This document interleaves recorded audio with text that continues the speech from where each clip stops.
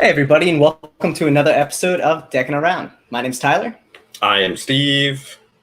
And tonight we actually have an amazing guest. I know I'm super excited. How about you, Steve? I am pretty damn excited. I've been waiting for this for a long time. So have I. I think this is, one of our more exciting episodes that we've had.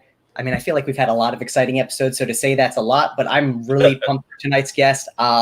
If you don't know who we're having on tonight, I don't know why you're even watching the show, but keep on watching because tonight we are going to be having Bao Magic on the show. If you don't know Bao, check out his Instagram at Bao Magic. He's also the creator of the newly launched Instant Noodles playing cards on Kickstarter. The So Instagram, they're beautiful. They're absolutely beautiful, and I love. So good. I'm most recently falling in love with borderless decks, so this fits perfectly with my new obsession with that. But yeah, dude, you're the fan man, of course. I know. I really got to get into it a little bit more, and I'm trying to figure it out. But Bao's deck coming out at that time worked perfect. So, yeah, ready for this, Steve? You excited? I am. But before we bring him on, let's introduce my new camera. I don't know if anybody notices, but I'm not pixelated anymore. I had to up the game. I couldn't be a photographer and have this terrible quality video. So now you get to see Steve in all his glory. That's scary. I should probably keep an eye on my pimples and everything. We'll blur it a little in post if need be. If I ever have a booger, just let me know and I'll make sure I get it. Absolutely. Well, guys, before we jump into it tonight, make sure to like the video and subscribe to the channel if you haven't already. We are super thankful for you to come and watch this show tonight. And we want to say thank you to our sponsor for this episode, Wounded Corner. If you're looking for any new or used playing cards, make sure to go check out woundedcorner.com. And without further ado, here is Bao. Bao Magic. What's up, everybody? How you doing tonight, Bao? I'm really good, and you? Not too bad, man. Obviously, we're extremely excited to have you on. Steve and I have been looking forward to this episode for a really long time. So thank you so much for making it on the show. Heck yeah. Thank you for having me. Actually, I'm equally excited. I've been listening to the podcast for a few weeks now already. I've been listening to some friends of mine, Cam. That was actually the first episode I listened to, and then at some point it was like he shouted me out. I was like, "Whoa!" Yeah. Dude, I want to say we bring up your name every show. I think. I feel like we do bring up your name a lot recently because we'll be like, "Oh, look, Bao's in the chat." Just randomly, I'll be like, "Hey, there's Bao." Right. It's true because I've been joining the lives as well. Dude, we love it. We absolutely love having you in the audience, but we're even more excited to have you on the show and just kind of chat it up with you and figure out, what makes Bao Bao. Yeah, and if you don't even have to talk. You could just do that pose in your profile picture. Oh. you just do that. There you go. Look the other way, though. There you go. Oh, the other way. Yeah. There you go. Much better. That's it. The second we were working on the announcement stuff and everything, that Steve's like, you don't even need a picture. Just use the one on his profile. I'm like, that is a damn good picture. So you guys use the picture that I would use. So. Yeah. I think everyone has one picture where they're like, yeah, that's my picture for as long as I can use it. So we're glad we're in sync with you on that one. I mean, the other pictures you sent over too, which we used, though, were phenomenal. You just seem to be very photogenic, so that's a plus. Oh, thank you. Yeah, sure. Yeah, I actually don't take a lot of pictures of myself, so that's. That's cool. That probably says a lot in this day and age, where I feel like we still live in a very selfie-oriented culture. So it always throws me when people are like, "Oh, I don't have a picture of myself," and I'm like, "But you got a camera in your pocket, and just snap one real quick." There's so much concern around your image, looking back at pictures from when you were a kid when your parents would take them.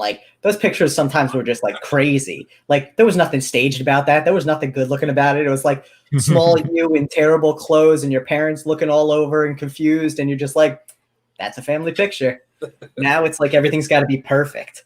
It's so true, yeah. Dude. I literally, and Matt, who is in the chat right now, he'll know what I'm talking about. But basically, when I get people's phone numbers, I get a picture of them making a face, so I can have it on my contact for them. So when they call, I get the crazy face, so it kind of makes me smile, And I'll message people. I'll be like, send me a picture of you making a face, so I can add it to my contacts. And they're like, okay, let me see if I have one. And it's like, just take one. Look at look at your phone, take a picture and send it. So funny. I'll be sending both of you a crazy face photo. We look forward to it, man. Absolutely look forward to it because that's perfect. Yeah. Steve actually hit me up for mine yesterday, and it was basically me in like a flannel looking like this. So he's like, send this to anybody, I'll kill you. I was like, this better not show up anywhere. But Matt was like, let me look for one. I have to see if I have one. He sent me like 3 images. I'm like, yeah, no, those aren't good enough, buddy. See, that was your mistake. You should have reached out to his wife. It would have been one of him riding a dragon. Nice. Yeah, that's true. So, Bao, I guess one of the things I'm really curious about in general, just with you as, a magician and a card designer now and everything is what really got you into magic and cards? Wow. What got me into magic? Well, actually, first of all, I want to say thank you for like all the people who just joined us live. Like this is, I'm really happy to like be connecting with the community. So like it's just seeing all you guys here. I'm really happy to be here and just see people like watching. For how I started, I was very young. Like I was 12 years old. Robert said Chris Ramsey got him into it. Hey, yes, Chris Ramsey, definitely. Actually, I met Chris like 5 years ago. Nice. But for when I actually started, I don't know. I feel like all of us kind of wish that magic was actually like real, and that's how I got started. I was like actually wondering like how magicians actually did what they did. So I was looking up. I was kind of like hoping that there was like some kind of like bigger secret, but turns out they were like tricks. But Joke hey, on you, buddy. that did the job, and I learned a few tricks on YouTube. I still remember learnmagictricks.org. It was like terrible website, but I started from there. Oh, really? And like it was. I don't know if it's still around. I'm sure it is, but like it's terrible website. What is it? Learnmagic.com? Learnmagictricks.org. Let's check it out. Learnmagictricks.org. Dude, it is. Oh my god! It looks exactly the same. That's exactly how it looked like back then. And it's crazy every single day. And they still update it because it says right here, July 2020 magic videos. That's crazy. That's like major throwback. So yeah, that's how I learned my magic. That's crazy. Like there would be like all kinds of uploads, sometimes like really low quality, but I started somewhere. I started from YouTube. So cool. And then eventually I think I went for books at the library, and then I had a magic teacher for a while. Oh, like wow. in Montreal, we have a magic school. Yeah. So every Saturday I would like, go to magic school. My mom would like drive me there. Yeah, that was fun. And it's like Harry Potter. What's that place called? Hogwarts. Yeah. Hogwarts. That's it. That's the word. Yeah, kind of like a little different, you know. It was in the basement of a magic shop, but yeah. Not as big. It didn't have Hermione there. Oh, okay. But yeah, it definitely started like just out of curiosity and kind of like hoping that there was something more. But I'm still really happy with what I'm doing right now. That's cool. Yeah, dude, you kind of just like all of a sudden I didn't know who Bao was, and then literally one day everybody was talking about Bao. Like literally. Wow. It was weird. All of a sudden. And I think in this day and age, that's kind of how it goes, right? With just like the internet, all of a sudden someone starts trending and everyone knows. Yeah. I also think it's because, well, there were some periods of time where like I was more quiet, and then sometimes like I would just come back and post a bunch of stuff, and then like I would be quiet again. And usually it's just that kind of like, usually it's when like I get really, really busy at work, and then when I have more time, I'm like, okay, it's time to like post all these stuff. And then now it's like I'm a little more quiet. It's because I have a lot of work. Yeah, and you have a deck being done. You know, it's that too. Yeah, that's also another reason why I got a little more quiet these past few month or two. Yeah, you gotta push it big on the Instagram for Bao Bao Restaurant. Yeah, I gotta keep that going. Dude, you know, does that mean you're going to come out with a bunch of decks that are like kind of like centered around the restaurant? So yeah, like the whole idea of starting the Bao Bao Restaurant is kind of like I didn't want to like just post about like the cards on my Instagram. Right. So I want to separate that and kind of like start like a brand on the side. Bao Bao Restaurant, like I kind of like want it to be themed around like Asian food. So the first series is the instant noodles. Nice. And we're hoping to. I'm already working on a second deck. So dang, people are. Yeah. It's crazy. Like so quick. You know, like like so many decks coming out. I think it's cool. All of a sudden, you come out with this deck, which is like super cool. It's a rad deck, and I think a lot of decks coming out right now are just repetitive. You know, to see just kind of like a different style with the the borderless, like Tyler was saying. Thank you. Yeah, it's really cool. Me personally, I'm not a huge borderless fan, just because a lot of the borderless stuff is dark and it kind of chips easily. But it looks like that deck has like colors that won't really, show the chipping as easy. You know what I mean? Yeah. Yeah. Like this, like you might say it's quick. This deck actually took almost a year to design. Yeah, because it was my first deck. Definitely a lot of like roadblocks here and there, and but we made it happen. Like there was a lot of revisions in the back design, because like you see like there's a lot of different patterns, but we had to go through like a bunch of like different patterns before deciding on like keeping this. And initially, like I also had like some designs with borders, but then in the end I was like, I just want it to be like really feel different, and also feel the biggest thing was for it to feel like you're opening a pack of noodles. Yeah. So I think like the borderless really adds to that. Like you're literally taking out a block of noodles. Yeah, dude, the chopsticks make that thing so good. Thanks, man. Definitely adds to it, you know? I mean, I think, the stickers, and I mean, we even discussed it when it first launched, like the stickers, the ad cards, like everything about it is just so well thought out and adds to the whole story and theme behind it. I think a lot of times, and like Steve said earlier, there's so many decks that are coming out, and I think a lot of people don't put that level of detail into the creation, not to say that they don't put effort into it, but I think there's a level of effort that really makes a deck stand out more. And we see it a lot of times with a lot of the designers who have been creating decks for a very long time, because they know those little touches matter. And in the situation with your deck, I mean, I think it's absolutely beautiful. Like, it's a fun deck, it has a great theme, and you make sure to like drive that theme home in a fun way. Yeah. Thank you. Yeah, I mean, definitely.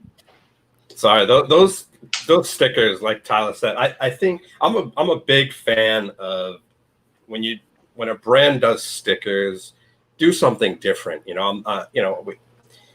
Obviously everybody likes getting stickers with their decks or with their border or whatever, and I never want to just do like a Wounded Corner or like a specific brand sticker. I want like a sticker that people can laugh at or use, and it's not all about the brand, it's about just something that's cool that you can use or put on your water bottle or whatever, where you're not basically like, I don't know, screaming. For me, stickers, like I have a lot of stickers, but I can never commit to like sticking it on something. So like I just have like a bunch of stickers laying around. And for this one, like I don't really expect people to like actually stick it to things. And dude, those two stickers the stickers were they're just packets. Like they can just be like, you can just keep it like that. They're so good. I have a feeling you know what I would do? You know what I would do is I did this actually to Nick Nisko's Oxygen deck. And I'll take like a pro sleeve, like a protective sleeve, and I'll put one sticker on one side and I'll put the other sticker on the other side. Oh, cool. That way I'm using the sticker, and when I'm traveling, when I travel, I use these. That way, I could see what deck it is. Not that I wouldn't be able to see it. Okay, cool. But it's a fun way to use the stickers for me, Yeah. Yeah, all my stickers just sit in a pile upstairs, which I feel like it's what a lot of people do until they figure out what to do with them. But it's what you can give them to kids, I guess. Kids like stickers. I feel like you hidden ages. Boxes. I mean, I just put them in like shipping boxes. I never keep stickers. Like even my laptop, like I don't like, I know some people, they like to like put a lot of stuff. At some point I had like a Supreme sticker, that was it. I removed it. Now I just like to see it plain. That's about it. It's like, I feel like the people who really like stickers also like bumper stickers, and like that's also not my thing. So, and nothing against it. Like if you like stickers, you like stickers. I like the look of stickers. I like the art. I just can't stick them on anything. Yeah, me neither. I'm with you on that one, Tyler. Absolutely. But so I guess one of the questions I have for them too, related to the cards, you know, we kind of talked to how long it's taken you, but what, at one point in your, you know, enjoyment of Magic and cards, did you really decide I'm going to make my own deck? Was this something that you came to early on, or really kind of just one day you're sitting there and it came, you know, clicked. You're like, hey, yeah, why not? Yeah, actually it was definitely the why not moment. I see a lot. I definitely enjoy like cards. I have my own collection. It's not like nothing huge, but I do have like at least a gross of cards. Nice. All right. Like it's decently sized, but it's not like crazy amount. So like I do like see a lot of card designs, and I really appreciate them. I do notice that there are a lot of cards that come out that are coming out. Like every week there's a new card, there's a new deck, and it's crazy. So like at first for me, like creating my own deck, like if I were to create something, it would have to be really worthwhile, I feel. Like as what I mean is I don't necessarily consider myself like as a huge name, right? So like I don't expect people to like buy a deck of cards just because it's me. Like it's made by myself. So the reason why I created the Noodles is because I wanted some like people to actually even people outside of the Magic community, the card collecting community, to also enjoy it. Yeah. And I noticed that I think it did well for the Asian community, or like the people who enjoy Asian culture. Like I think that, for sure.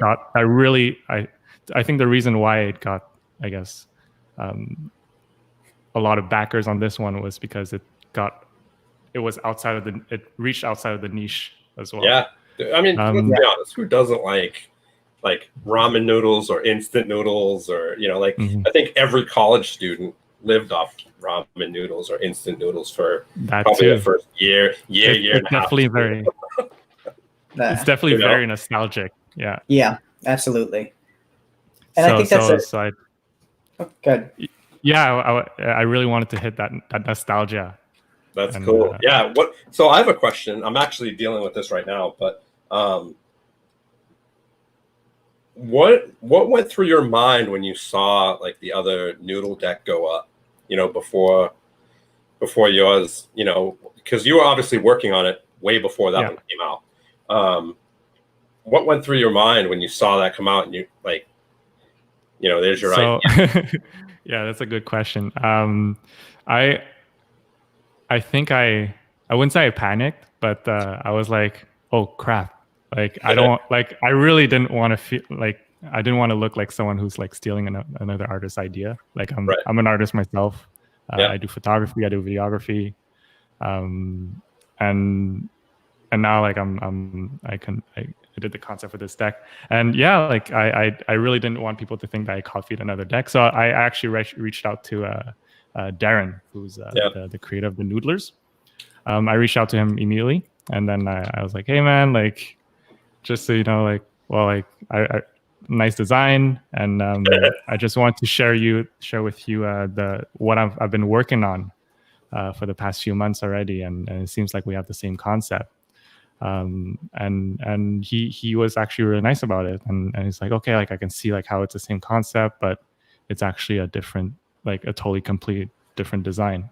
Yeah. So we're since then, like we're all cool about it. We're very supportive of each other. Yeah, like for sure. when like especially when especially when I released the instant noodles, like he addressed it right away on his stories, saying that just clearing things up for everyone, saying that like we've shared the ideas like since January, and we're cool about it. Yeah, that's cool. It's funny. I literally sent a picture to Tyler this morning on a deck that I've had, in the works for probably about 8 months now, maybe probably about 8 months now. And someone posted a picture of a similar topic, let's say. I don't know what the deck's going to look like yet, their deck, but in my head, I'm like, oh shit. Oh, sorry. Oh crap. Like, are we 10 minutes? What am I going to do? You know, I'm working on this. We're at 20. Steve's fine. It's like knowing that someone does that. I know what you must have been thinking, because like that's what I'm thinking. So it'll be interesting to see what they come out with. That way, hopefully, I'm in the same position you are, where it's two totally different things. And also, like, I think there's two different approach when like you're creating your deck. I feel like how I work is that like I'm completely like silent about like what I'm working, so that no one can steal the idea. But at the same time, it could backfire if you kind of like you didn't claim that you created it first by like showing it to the public and having like the date and everything. So like it's two different type of way to like go about like claiming your idea in a way. I think for me it was more like I don't like I was just really quiet about it. And same thing for my next deck. Yeah, and I'm the same way. Like, cross fingers. I think quiet is good. I think being that way is good. Obviously, I was working with a designer, so it was came out, in talks whenever, But I think keeping it quiet is obviously, a good way to do it. And then all of a sudden you just come out with it, and there it is. Yeah, and I think that really allows you to, because again, if you build out the idea too early of this is what I'm looking for, then you really do open the door to other people being like, oh, that's a great idea. I'm going to do something similar. And even if it's not the same, that overlap can have a impact depending on, are you launching around the same time? Is it something that, I think also that fear probably always lays there. It's like, well, is their deck going to be better? And it's really, especially in an industry where we're taking ideas to create art, there's only so many ideas out there, whether it be food related, whether it be travel related, whether it be, anything under the sun, magic related, even. Like, I'm sure there's probably a million decks out there with like white rabbits on it related to like the rabbit. Yeah. Like, and it's just one of those things where like idea sharing is now becoming pretty common, more so than we saw before, where it's like, all right, like we're going to have a similar idea, but we're going to take it, like you said, in very different directions, so that ultimately, yes, they're both Noodles decks or they're both whatever decks, but at the same time, actually prime examples, the Riffle Shuffle Sharks that just came out and the low poly Sharks that came out that funded on Kickstarter a couple days ago. So, and I think they might actually have 2 days left on their campaign. So, it's interesting to see how that will all worked out. And I think the fact that the community though is so willing to communicate and really have honest conversation about it makes sure that that no one feels like cheated by the fact that like, oh, well, I had that idea first, but they're launching first, things like that. I think it's awesome. Yeah. I think it was awesome for Riffle Shuffle to kind of like let them launch first and like give them some time, because I know Kevin. Well, Kevin's a good friend of mine actually. Yeah. And I know of Adrian as well. And I know that they truly support the community. Like they want to see other smaller names to like start something for themselves. And more competition is a lot healthier too. So definitely good on them for sorting that out. Yeah, it's cool. I mean, Kevin's a beast. He's like super cool. I mean, his name speaks for himself. I don't think it would hurt them at all. I think, the fact that he did that just made me like Riffle Shuffle even more. It's the fact that they come out with decks as frequent as they do, and they're all different. They work with random artists that none of us heard of. They bring new artists into the community, like Nathan Oser, who's an amazing artist, and others, obviously. But I think, the fact that they come out with these decks and they do the first 24 or 48 hours where they're super cheap, like no other company is doing that, where they, have $8 to start. And I mean, it's just great prices. Dude, they're literally the best best in the business with their prices and the way Kevin does business. So yeah, kudos to Kevin and Riffle Shuffle for being such a stand-up brand. Talking about price, I realize how cards are getting so expensive these days. Like, dude, well, I mean, there's inflation, but I remember like five years ago, I would buy my Monarchs for $5-6 each, and now it's like now on top for myself, like I'm Canadian, so like the Canadian conversion is so heavy, so I can't really afford to buy that many as much playing cards as before. Yeah, I think being in the States, you definitely get lucky, especially on the shipping aspect and not having that conversion a lot of times. But even now, we're starting to see a lot more decks that just are expensive in general. And I think a lot of it is just new people coming to the market and not really doing all the market research necessary. And I think that's one thing that was great about your campaign is you clearly put a lot of effort not only into the design, but to understanding what you needed to do to have a successful Kickstarter.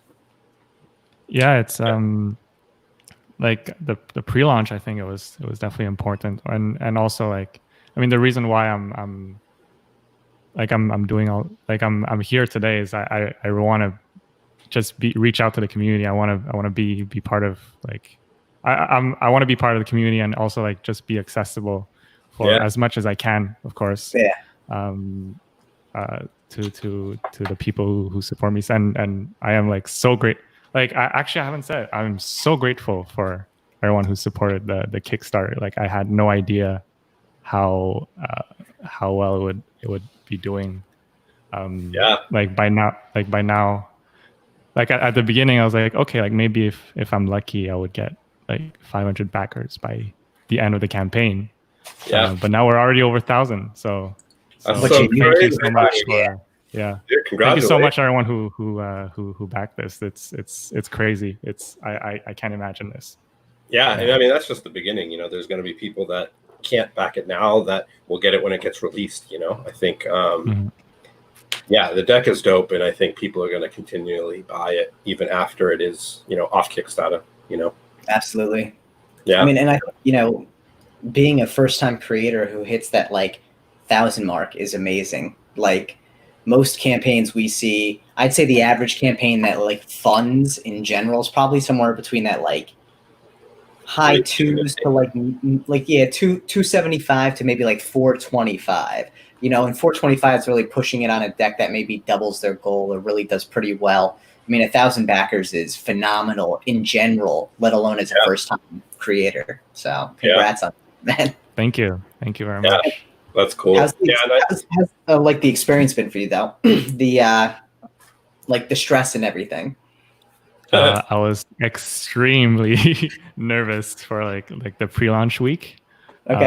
Just like, and also like it was keep in mind, this was like a secret that I kept for like so long. So like for some people, they're like, whoa, you're releasing a deck? It's like, yeah, I've been working on this for months. Like, and oh, by the way, I want to clear out that I didn't necessarily design, like illustrate the deck. I conceived, like the conception of the deck was mine. Like I knew exactly what I wanted to do, but I had the help of my good friend Miko Deng. She went to we call it CEGEP here. It's right before university in Quebec, Canada. So it's like that pre-university program, 2 years. So we went to school together there. And so she helped me illustrate all the court cards, all the different faces, all the female designer. That's dope. Yeah. So props to her for designing all that. And what's her handle on Instagram? Does she have one we can follow? Yes, let me type it down. It's Jack Creates. Right there. I put it in the chat. Oh, sweet. Creates. I also had the help of another designer, illustrator, for the back design and the overall overall box design, like specifically the pattern, because that really needed to like the pattern was very important, and I think Anga was a lot better. Well, not like he had the expertise and the experience to like really do a good execution. So that's why I also had his help. So let me write his handle, Anga Tantama, an amazing illustrator. So I had the help of these two great artists to design, to bring my project to life, basically. Tantama? Yeah. Tantama. Yeah, so sweet. Anga's a big deal. So wow, he's no joke, huh? yeah. So I'm very fortunate to have him agree to help me out on this project. That's dope. Good for you, man. Yeah, that's really exciting. So shout out to these two amazing people. Yeah, everybody follow them. We'll leave them down in the description as well. That way, people can hop on and follow them. Amazing. That's cool. So now you mentioned earlier about that you're also, a photographer and a videographer.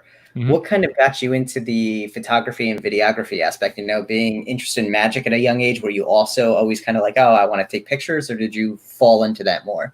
Right. So actually, that was just because of Cardistry. So I start like around the same time as I start magic, maybe like a year later, I start Cardistry.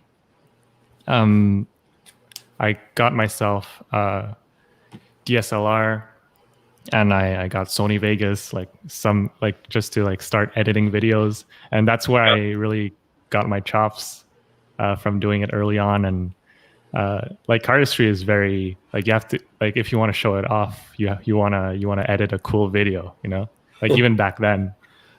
So I learned all my videography skills from wanting to do Cardistry videos. Nice. And over time, having a DSLR and not taking photos would be weird. So I started playing around with that, and it was only until 5 years ago that I start doing more. I was on Instagram, I was starting to be more aware of how your feed should look, or before that, I didn't really care. I just put a filter and that's about it. But then I started to care more about fashion, sneakers, and I would take photos with the iPhone, but really good really decent edits. Mm-hmm. And that got me into photography, and also that by doing so, that also got me into digital marketing. I started I grew my magic account, and then I started my just photography account on the side just to play around with it, and that landed me an internship for a social media agency. So they would manage social media accounts, and that's what I would do. And then eventually that I went with another company, and that's the company I work here today. That's cool. Nice. Yeah, and I'm the creative director for the company. So I handle the photography, I handle the videography. I work with some graphic design as well. So awesome. My day-to-day really involves with all these creative aspects. That's so cool. That's where my background kind of that's my background in all of this. Yeah, it's cool. It's cool to hear, because I think a lot of people who take pictures, whether it's on Instagram or Facebook or whatever, they don't understand the laws of photography. Like you were saying, depending, you paid more attention to your feet or your hands, or there's certain laws within photography that a lot of people who take photos don't understand. And they'll be cut off their feet in weird spots, or or cut below the elbow, or so you can only see up to there. So it's cool that you said that, to kind of make people aware that there's more to it than just snapping a picture. You gotta definitely do some work and read up on what you should and shouldn't do in an image. And then when I discovered Lightroom, that was game changer. Changed everything. Sure. So actually, I know I've been listening to the podcast. You're always joking about did Chris Ramsey get you into magic? Well, Chris Ramsey didn't get me into magic, but he did introduce Lightroom to me. So that's nice. So awesome. There you go. That's I also started something. I think Chris Ramsey got everybody into something, right? Yeah. I'm sure he's got someone into puzzles, I'm sure he's got like, obviously he's gotten a million people into magic. He got me into magic again. Like, you know, I've always loved it, but he got me into magic. Like, you know, he got you into Lightroom. I'm sure he's got some people into, I don't know, like whatever. I mean, like it could be, I don't even know what else he does on there other than puzzles and that now. Maybe he got people into photography or videography, you know? Possibly, yeah. I was doing that. Wouldn't be surprised. Yeah, so it's funny, you know, maybe he got people into wearing NASA clothes. Yeah, actually, That very well could be. I was supposed to receive the shipment today, but I mean, it's really early because I live nearby. Okay. But I guess not. Maybe I'll get it tomorrow. I'm like super excited for it. Nice. Yeah. So I'm sure Chris has his hand in everybody's inspiration at some point. So I think you have a unique perspective there, though, because you're probably one of, I don't want to say the few in the community, but one of the few people we've probably talked to who's had an opportunity to potentially teach Chris something or get Chris interested in something. So how did you end up kind of building that relationship with Chris? It was. How did it happen? Well, we were at a convention. Like it was. I knew Chris for like at least 4 or 5 years. Okay. It was just the fact that we're in the same community, in the same local community. There was a magic lecture, and he happened to be there, and then he's a very friendly guy. So like it's very easy to like to get along with him, and Nice. And yeah, like we'd have like my friends and I would have like some jams. Well, do you guys know Spidey Yeah. the Mentalist?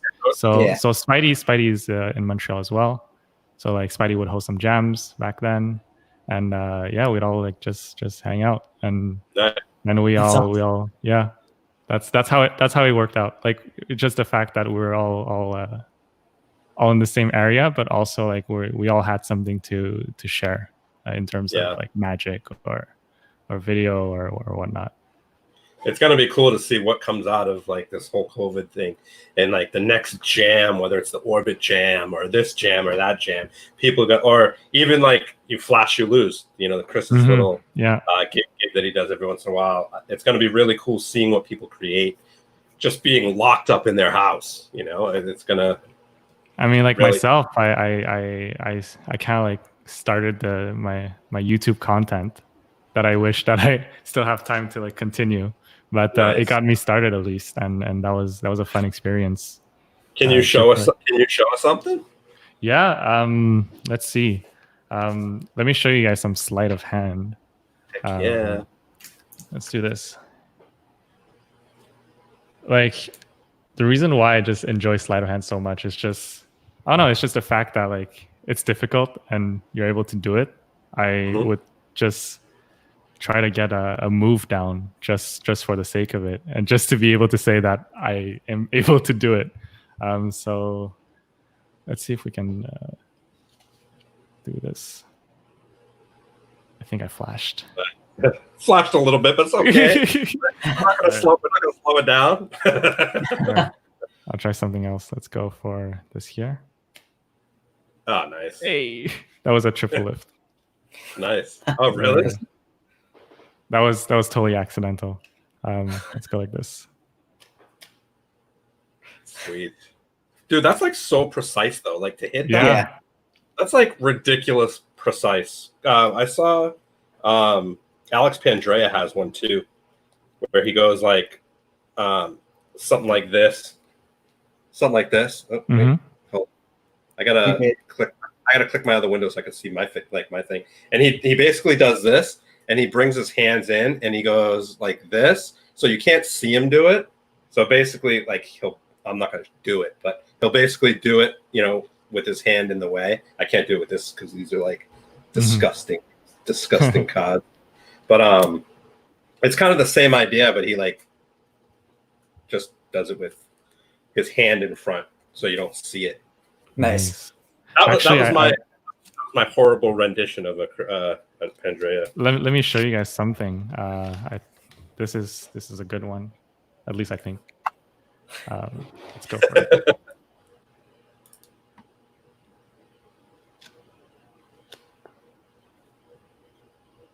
Oh, nice. That was sick.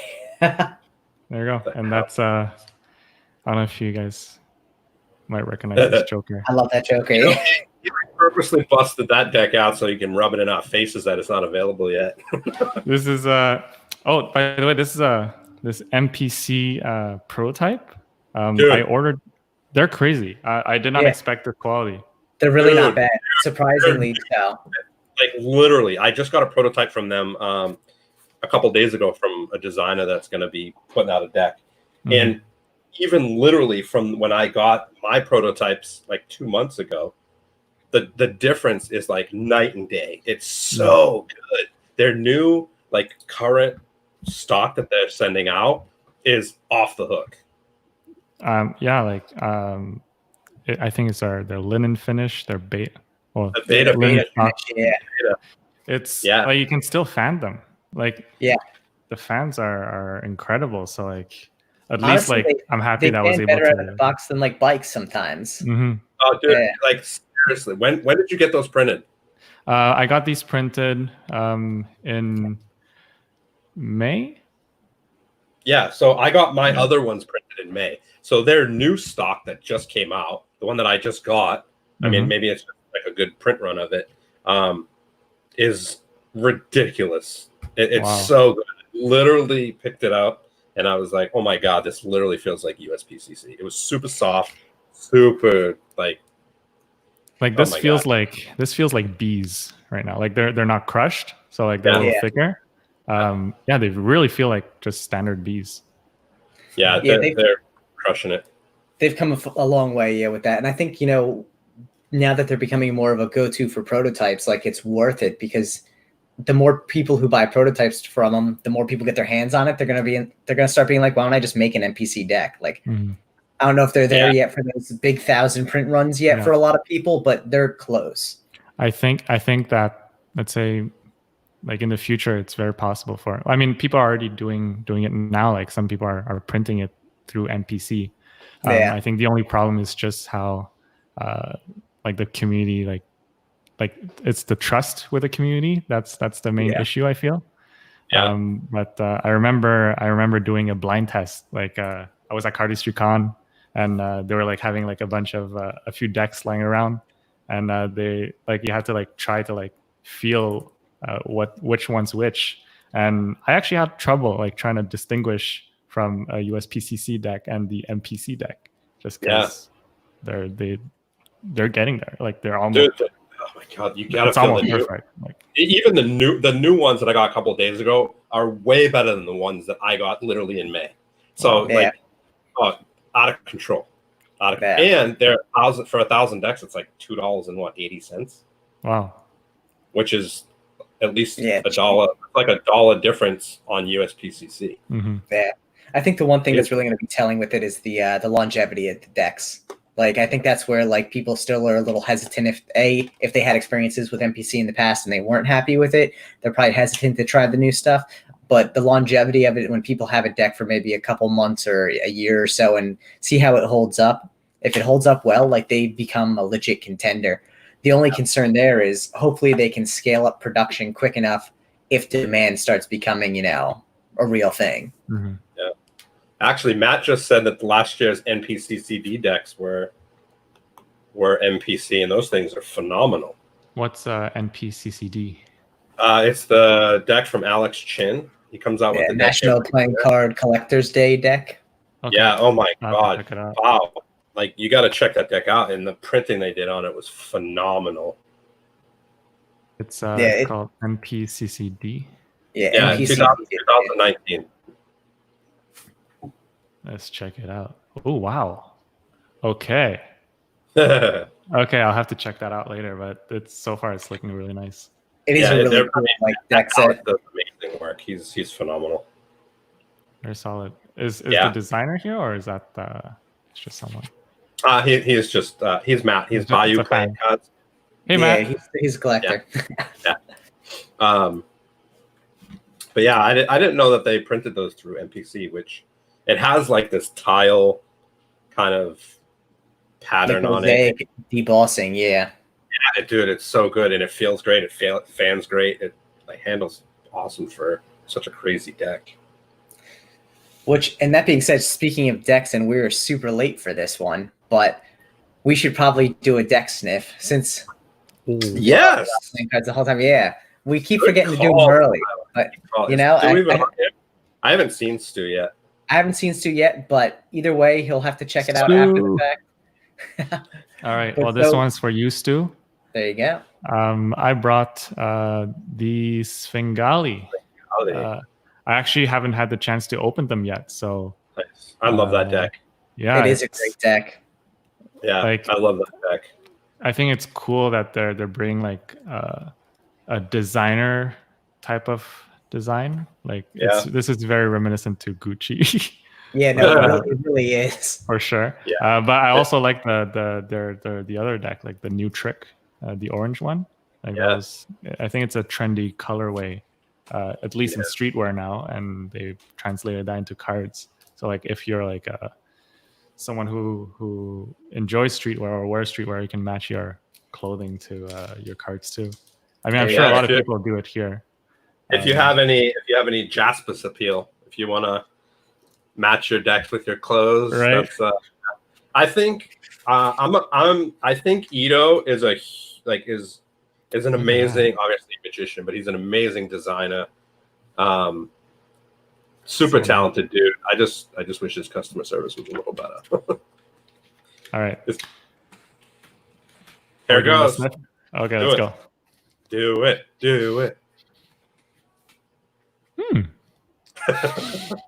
Okay.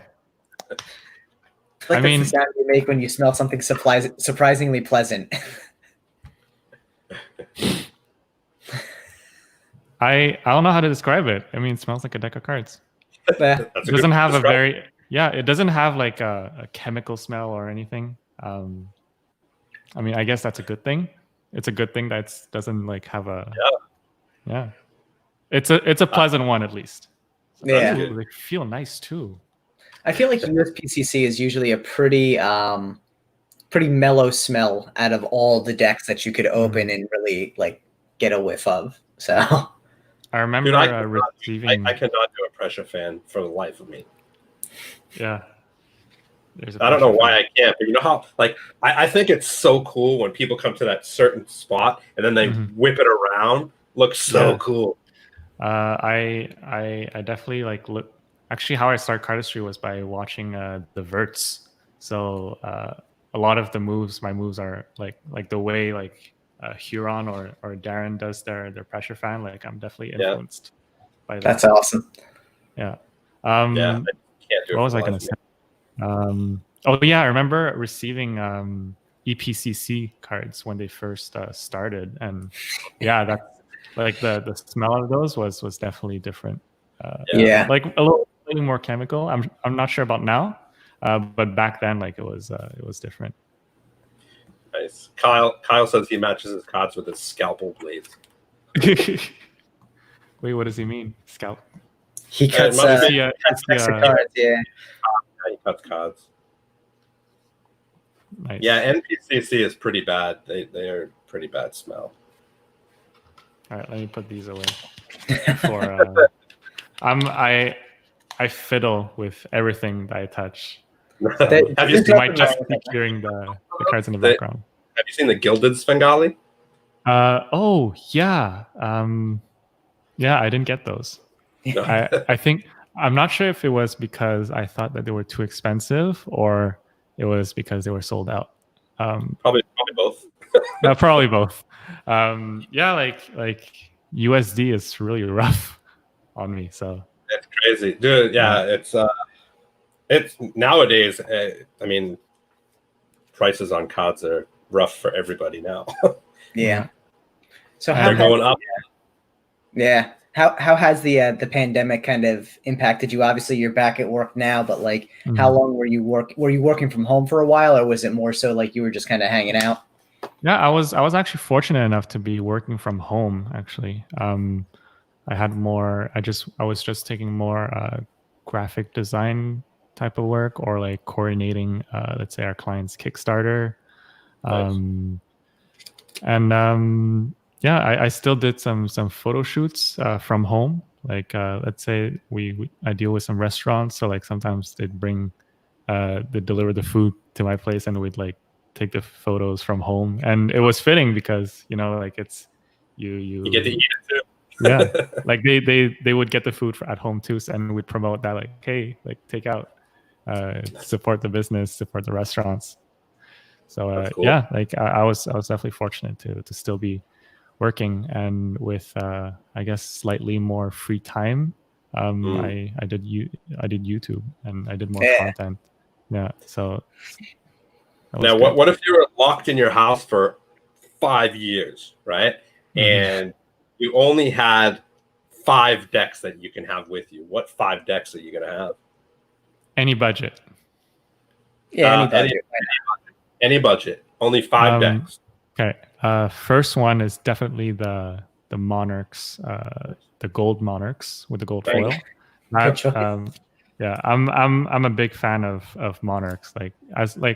I think the reason why is, as a magician, if I had to like choose an alternative for like instead of like the bicycle rider backs, I would go for the Monarchs, just because they're just clean, they're elegant, and yeah, I actually use them at my performances.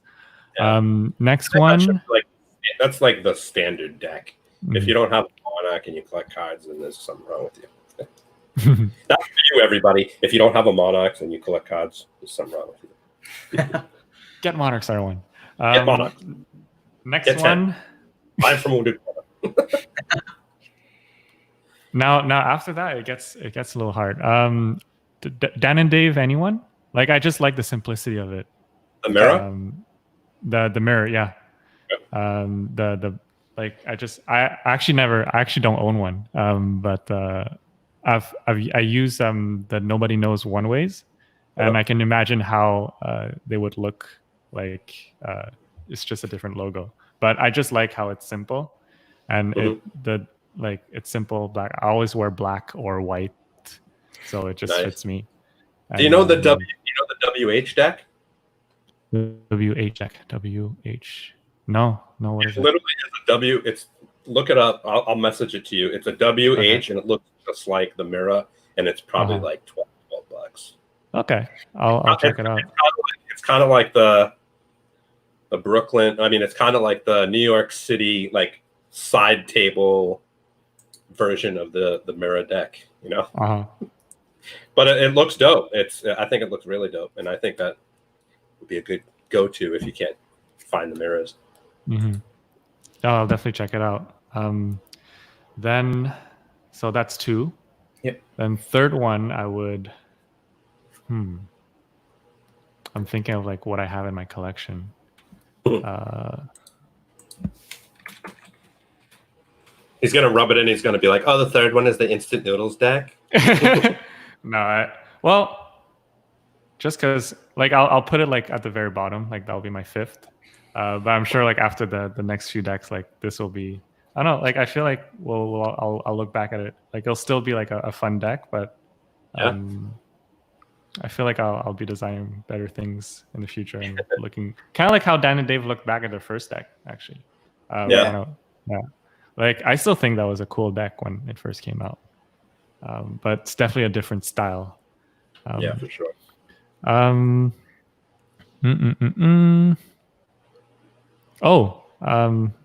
Chris's V2s. I don't know. You see the pattern with the gold foil there. Like I like, I like gold foil. Yeah. I mean, I think they're just very simple, and the broken. Oh, we're talking about broken borders. The verts. I love the verts cards. The one with that is teal and red. Yeah. I forgot which edition that is. That's like definitely. The third one or something. Yeah. Not like the SF16 or SF6. I don't know. It's like a spring summer edition. At first, like SF16, I think it is. Yeah. Like at first, the color I didn't really like it as much, but then it was only afterwards that like grew on me, and now like I really like them, and I wish that I bought a lot more. It's summer 15. Yeah. So we got the gold monarchs. We got the Dan and Dave, Mira. Dan and Dave anyone? Mirror. We have Chris Ramsey's first V2. We have, what did I say again? There's my short-term memory is terrible. The Verts, the Verts, and then finally, the instant I'll have noodles. to bring this one. Yeah, there you go. There you go. Nice. I think it's fair enough, though. I mean, you have to kind of love what you're designing yourself. Otherwise, you probably wouldn't have brought it to this stage. So being in your own top 5 is fair enough. I think that was a solid like deck list as well, though. There were definitely some on there. I mean, I don't know anyone out there who would be like, no, I don't want a gold monarch. But what do you guys think in the chat? Yeah, what do you guys think? Someone said, Kyle said nobody knows also a stripper deck. I had no idea. I didn't know that check either. It out. Yeah. Yeah, the SS16. That's another nice one. They say that the nobody knows is a stripper deck. Yeah. Kyle said that. I have to say, I like the Verts colorways are always fun. Like they always find a nice like contrast between like the colors that they choose and the design to it. It always looks good. I'm a big fan of the SS15 as well. That teal and like the orangey red. I think that's what it is about it. It's not like a super bright like primary red. It's kind of like an off shade, which makes it look nice. But and their marketing on it. I don't know if you guys were around back when they launched the first ones. HURON is an incredible marketer, like and built a lot of like hype around the deck. But it wasn't just hype like Fontaine or I like Fontaine. I mean, I appreciate like I've seen the brand go like start from like the first edition, like was just a regular dude, you know, like just trying it out for fun, and now it grew into this. So props to him, even though like not everyone might really enjoy the hype around it. But no, HURON, he really did a good job on the marketing with like marketing it. I think it was the very first deck that was marketed towards Cardist, like a Cardistry deck. So I think that was really smart. And also like even now he's marketing the new one, you know. He's hyping that one up as well. I think I'm excited for the broken borders. Like it's an interesting look. See, that's the thing I'm really like waiting on now. I'm like, man, the color. I do have to say that the one thing that I'm a little bummed about is the price point significantly jumped between the two. So did they release the price yet? So for the if you're on like their mailing list, they've sent out like the price point a couple weeks ago. It's 22 retail, and I think the early bird price on it's going to be 19. Wow. Yeah. Yeah, that is expensive. Yeah, I mean, considering all right, you're a cardist. Let me ask this question, and I don't mean to hate on cardists or anything like that, but what is up with all these cardistry like cards, like these cardistry companies? Like I feel like the cardistry companies are the ones that are jacking up their prices. You know, you have Verts, who, you know, is a $22 deck. Let's be honest, it's a standard deck. Like it's not something that has foil or anything crazy that costs money. You know, you have your dealer's grip that had the ambient that comes out with a new tuck box, and it's $68. You know, and you have just prices that are coming out of the cardistry side are just crazy. Yeah, and that's one thing that I'll give, you know, Zach credit for is, you know, he's still got his $15 price tag on his decks. Yeah, I hear you, man. Like even myself, I don't like, now that I hear that price and then I convert that to Canadian, like that's gotta hurt.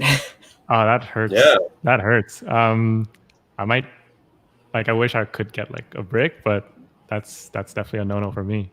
I can't get that much. In terms of why they do that, well, the fact that prices are increasing, but they definitely didn't need to increase the pricing that much. I don't know. I feel like it's just because they can. Exactly, and that's what it comes down to. And I think, I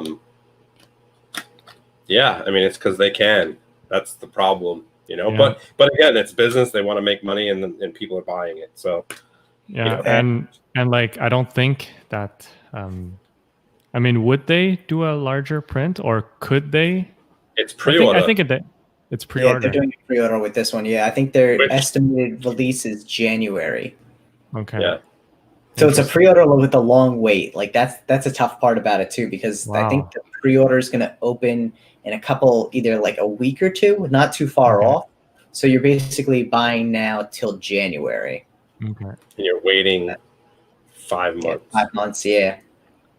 Well, I don't know. Maybe we'll get them on the podcast so they can explain. But I can't. Yeah, it's hard to justify even for myself. Like well, I think a lot of it, you know, like Steve said, it's very much. I think it's funny to see, because in cards, you know, everyone talks about like capitalism in the free market society. Cards, it really shows. You know, why is a deck of cards that may cost anywhere from $2 to $5, $15, but the exact same deck for specification purposes, other than like maybe a design, is instead $30. You know, like I think that's one of the things from playing card point of view, because a lot of people look at them as art and a functional tool. You're not paying tool prices, you're paying art prices. Yeah. And so, you know, they can charge that to some extent until at some point or another, the market says, we're not going to pay this. And then they realize, okay, well, this batch we're all going to have to put on sale for 25% off. And next time they're going to come out as that price point. So it's always interesting. Yeah. Like I, even myself, I would maybe get 1 or 2. And that's about it. I wouldn't be getting a brick if it's priced like that, unfortunately. Well, when they get released, if they're out there for retailers, you let me know and I'll take care of you. I do think the one good thing that Verts does that I always like is at the beginning and at the end of the run, they usually do some sort of like free deck deal. Yeah. I think for them it's a great idea, because there's a bunch of people who are going to go and they're going to get one free deck for $6 or $7 shipping, whatever it is. But you're also getting a ton of other people who went for a free deck and they're like, you know what though, I really like this. I'm gonna buy 3, and so you're getting 2 decks out of it. So really, they're still making their money there. It would be interesting to see how much, like percentage wise, those free decks count towards the rest of it. So it probably. Maybe even that's why they're doing a price point. Maybe, you know, because they did that on the back end of the fall winter 17s, they had to, you know, they realized there was a loss there, you know, profit wise. So they had to raise the price to account for the amount of free decks they give away. Who knows? It kind of goes against that whole good cause thing. It's like, oh, you guys did this dope thing. You like gave a deck away for free, basically, you know, however many you had. They could have did it for 200, you know. They probably made a killing on all their Verts decks, obviously. And then I gotta give it to them for their video production, like that. Dude, their production value and their photography in general, they're, like you said, I mean, HURON is a marketing genius. Their production value is spectacular. No question about it. And I like the decks. I think they fan well, they look beautiful. I think a lot of people with this one gave them a little bit of a tough time, being like, all right, well, it's a broken border, so what? But like when you're creating something with a simple design, those small differences compared from, you know, the first edition until now, it's a significant difference and an evolution there. You know, they're not a company that comes out with, a good example is Cardistry Touch. Cardistry Touch comes out with a different back design every time, because that's their style. But the Verts have positioned themselves as a kind of evolving style, which I think is really cool. So some people may not agree. I definitely like well, I mean, I like that back design already. Like I think just changing the colors wouldn't be as interesting. And I actually liked how they did the broken borders. I like it. Yeah, I mean, if you're a big fan of that back design, why go away from the back design? You know, it just change it up a little bit where it doesn't really affect that back design all that much, but it is a little bit of a change, you know, and it kind of just changes it up just enough where it's different, you know. I honestly like how, well, I think the latest one is actually the like just a perfect like change, because I didn't necessarily like their borderless design, even though like I made a borderless design myself. But no, it wasn't necessarily for me the when they started doing just borderless. So I'm happy that they brought it back, but still kept the board. Now that they're doing the broken border concept, I think it's cool. Yeah. I think it's just like photography, though. It's like some decks just shouldn't be borderless, and some should be, right? So I think, I think your deck is definitely a deck that crushes it borderless. Not every deck can get away with it. I see Caitlin here. She says that she thinks that the Verse tried to justify their increase in price to prevent people from crazily increasing the resale price. Yeah, that's not gonna make a difference. I don't think so. I don't think so. Yeah. It never affects it. If anything, it's just gonna be more on the black market. Like that's the problem with any type of resale in any industry. It's like if a brand comes out with a deck, it's gonna be worth more on the aftermarket. That's just how it works. Yeah, I kind of want to. I think it would be interesting if, let's say, like the cars that are more likely to sell out really quickly. I think it would be interesting to start doing it like how they do with some sneakers, like a raffle type of system, so that everyone gets a fair chance to getting them. I think that could be interesting. I don't know. Might ease some hurt feelings. Yeah. I just think people should just make more decks. Like, let people get them. Like, just make more. Like, you'll make more money. You'll make more money.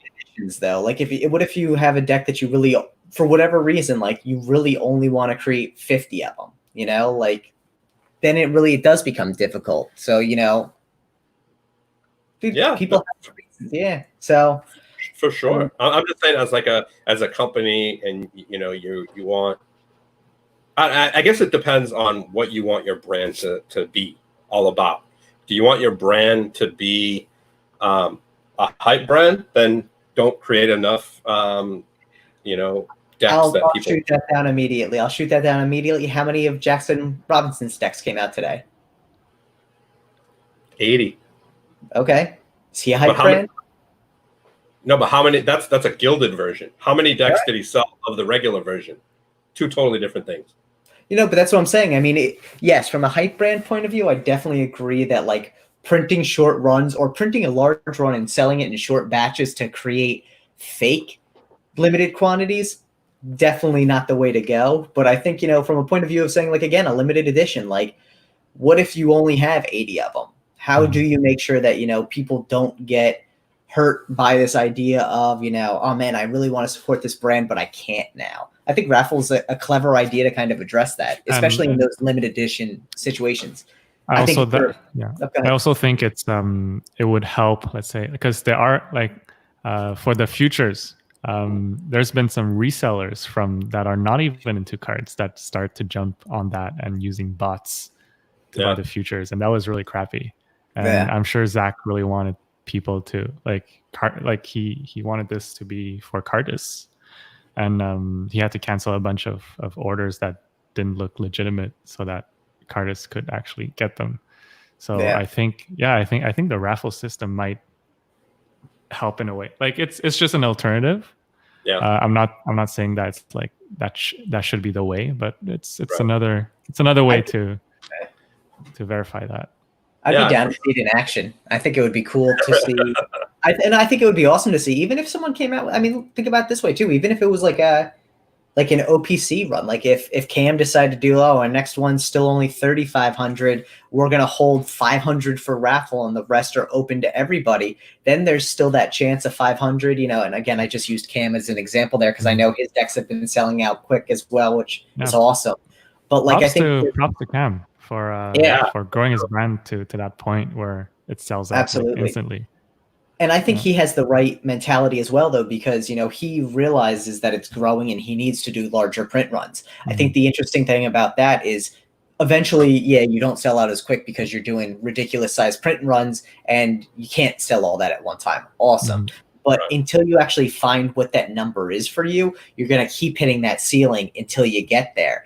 And so, you know, it's a shame that a lot of people get frustrated by it and don't realize, but like at the same time, if you know, if he's printing 2,500 now, it's a risky business proposition for him to be like, oh, we're going to go print 10,000 next time. You know, and I think that people don't always realize that, like, oh, well, you're increasing the amount you're printing, but not by enough, but you're playing it safe because you can't risk your entire brand on one thing there. So yeah, it's fun to see those growth opportunities occur for, you know, people like Cam in the community who's so involved.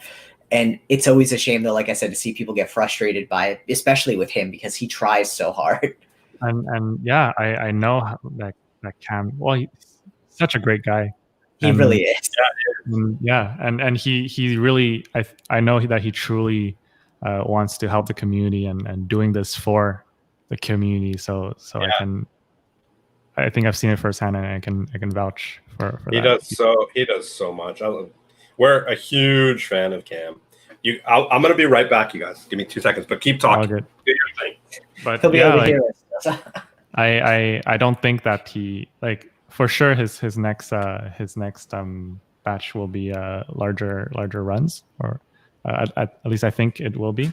But it's definitely, like, making larger runs is definitely a bigger risk for these creators. And absolutely. Yeah, I don't think a lot of people realize that. Well, and especially when, you know, I think, especially, you know, you obviously getting into the Kickstarter side of it, like Kickstarter decks have a different business goal than self-produced decks, because on a Kickstarter side, you know what you're able to go to and then order. Once, you know, again, using you as an example because you're here on the show, if at some point or another you transition from Kickstarter to a business thing, you're now putting your own money on the line to print those decks ahead of time, and it becomes A, much more nerve-wracking, but B, much more of a risk for you. And I think, you know, that's the situation where, you know, if people are a little more understanding about it, it's just like, hey, it is what it is. Like, it is a shame that the aftermarket creates such a high price jump. And I think if that wasn't the issue, like if on a I don't know, if on any deck out there that went from, you know, $15 to $40, if it really only went from 15 to 20 or 15 to 25, people probably wouldn't be as upset by it. You know, like, all right, I'm paying a little bit of a markup. I get that because I missed the first one. And this is, you know, someone who got it and they're making a little bit on it. Cool. But like that 15 to 40, 15 to 50, 15 to 100 is, I think, where people get hurt by it. And so then when they miss out on the initial sale, it compounds on that, you know? Yeah. But I think it's interesting. It's all interesting to see because it is a business at the end of the day, and it's a risk. It's such a huge risk. So, but at the end of the day, it's also, I think, a rewarding experience as well as a reward in general. Definitely. I'm still very speechless about the support. You deserve it, man. Thanks. Absolutely. Yeah. And like I didn't didn't expect that, like when it first came out, I had there's so many like friends of mine that were very supportive about it, sharing on their stories.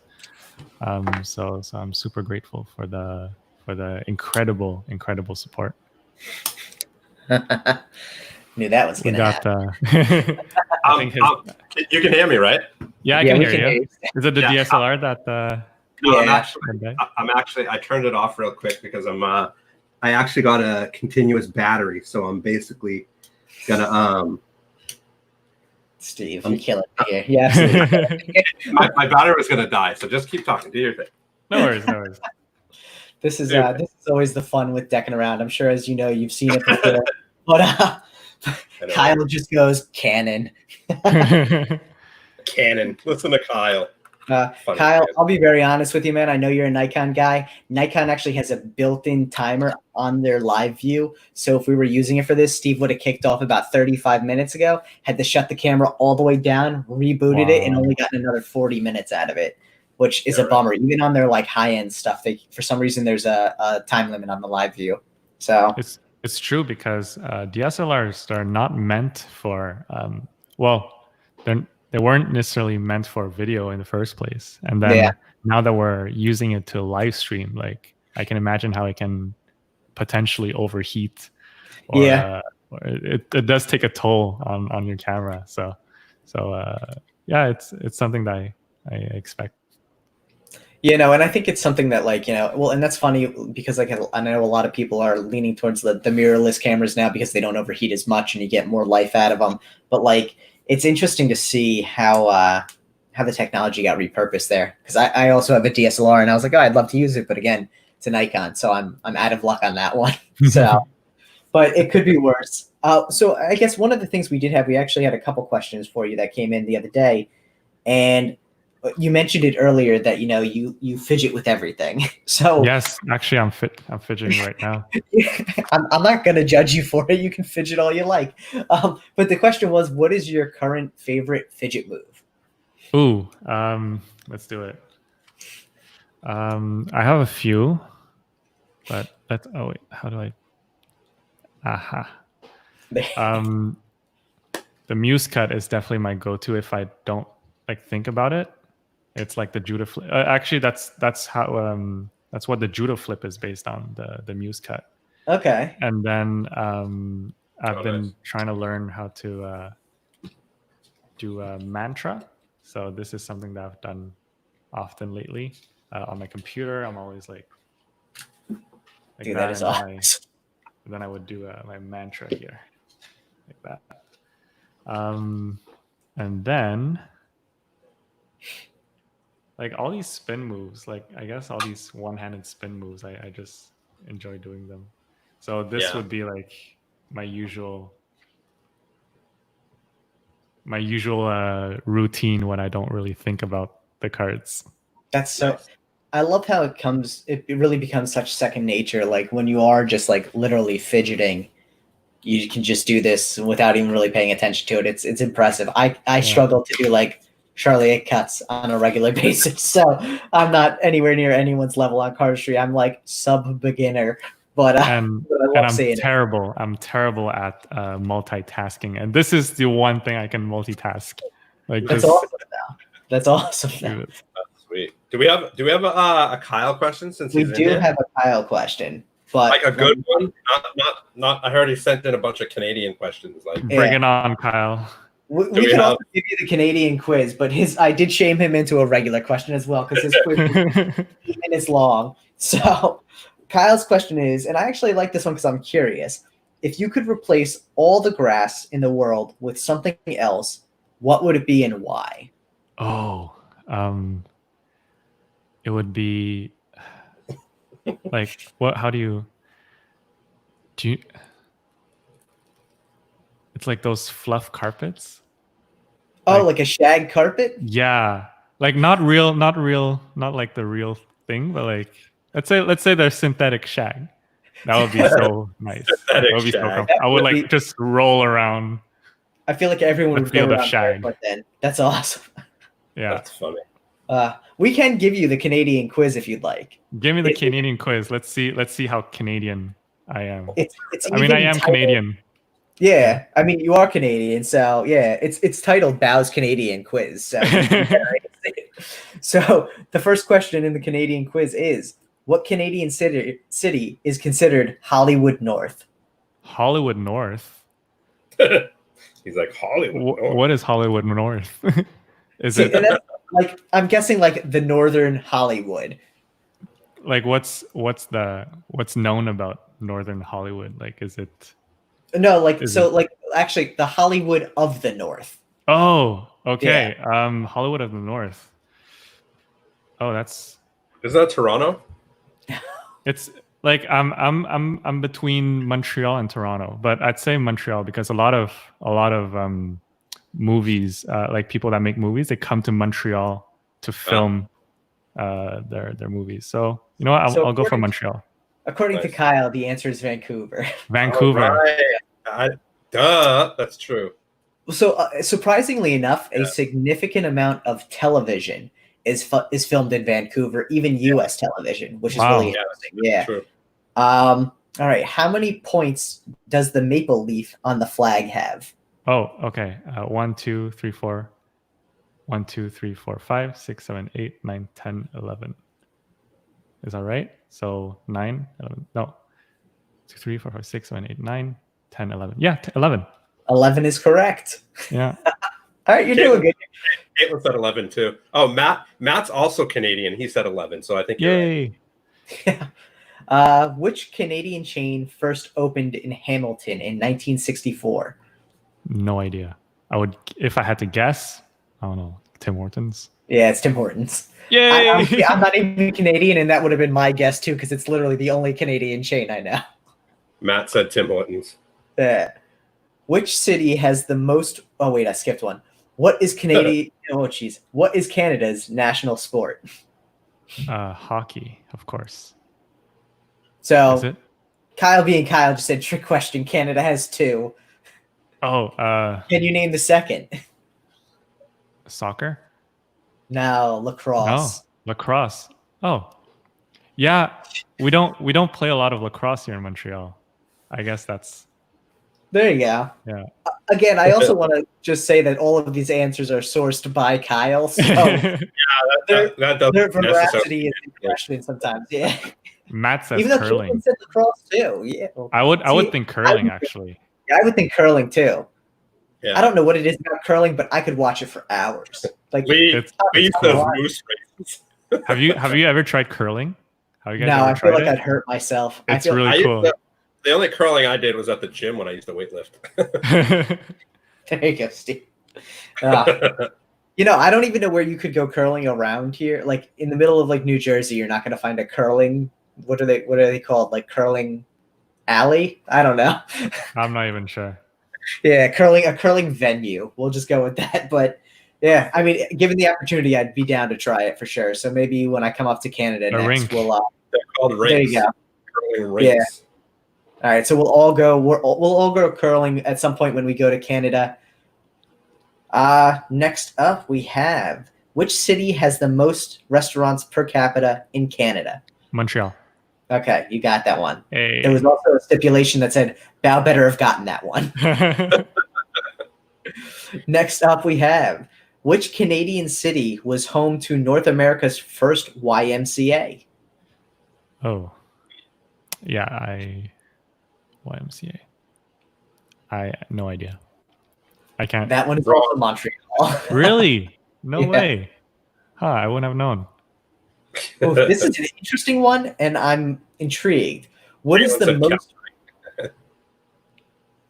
Oh yeah, dude. I mean, honestly, I couldn't. You're doing better than me, Bao, but I'm also not Canadian.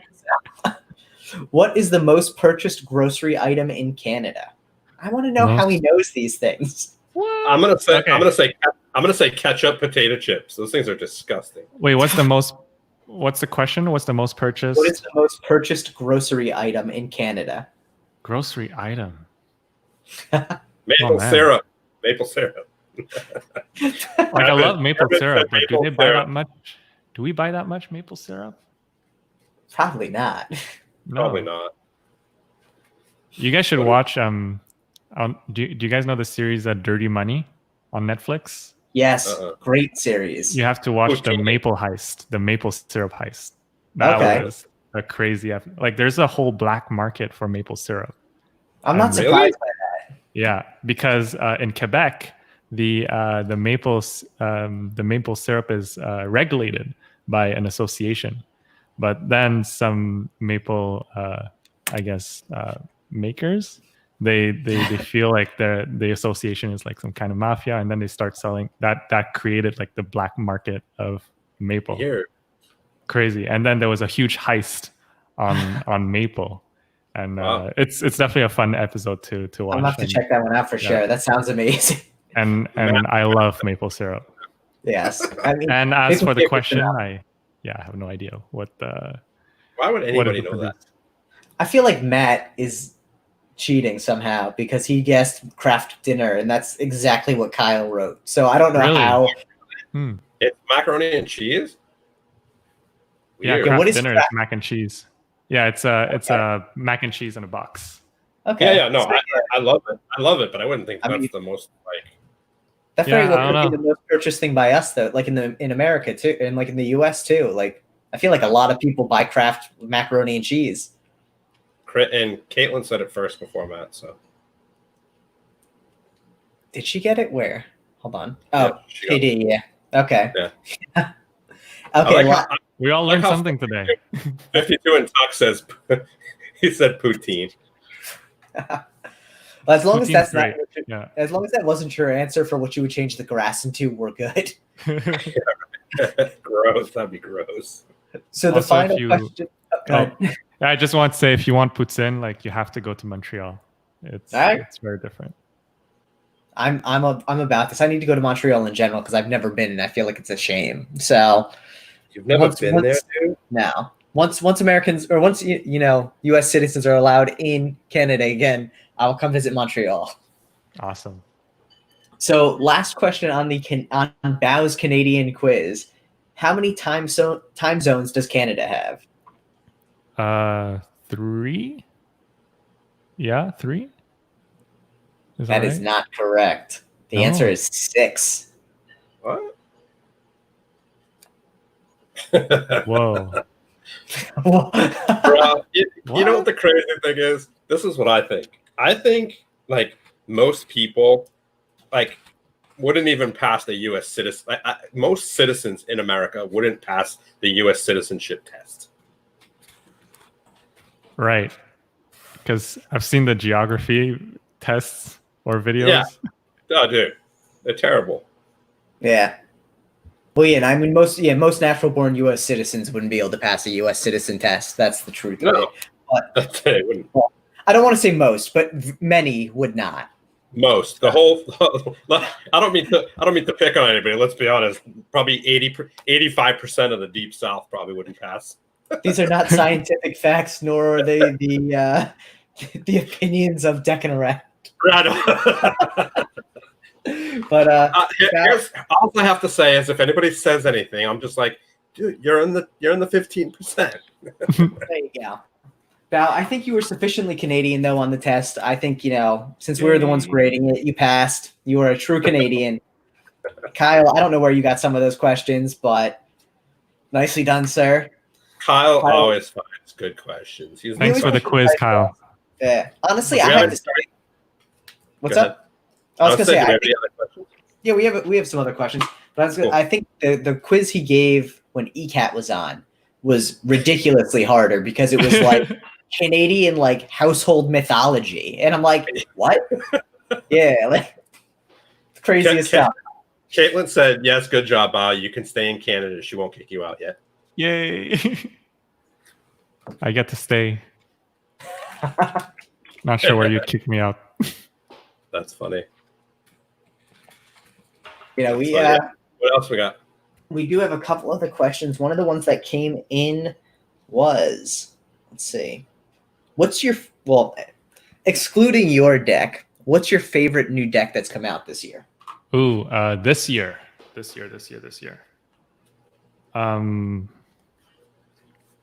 I would say this year, so that's 2020. So starting January, okay. Because I would have said Flux was really cool, but that's from 2016. Oh, that is a cool deck. Yeah. Like very unique concept. Like I guess like anything that really like that is really different from other decks like would get my attention. Okay.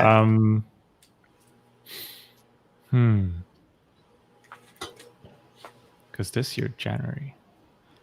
Yeah, it's hard to say. It's kind of hard to say because you can't remember what year they came out. Yeah. I remember Luke's COVID deck. That was like the theme itself. Like it's like I wouldn't like that. My first thought wouldn't be to like buy a COVID deck, but I think the execution was very well done. Yeah. Well, that was really cool. That's that thing handles amazing. Yeah. It really such a nice deck. Yeah. I mean, Luke Wadey is by far, in my opinion, one of the best designers in the business for sure, in the community, in the business. He's so fast too. Mm-hmm. Yeah, crazy. He's already on his next deck, I think. Yeah. I know. I have it. Oh, That's the prototype. That's the prototype. Okay. Dude, I'm telling you, it feels amazing. The new Awesome. NPC prototype. I see. So I know What is Okotoks? What does that say? Okotoks? Who's Okotoks? Okotoks. Oh, that's a place. Are we sure? Oh, It's in Canada. It's in Alberta. No, never heard of Interesting.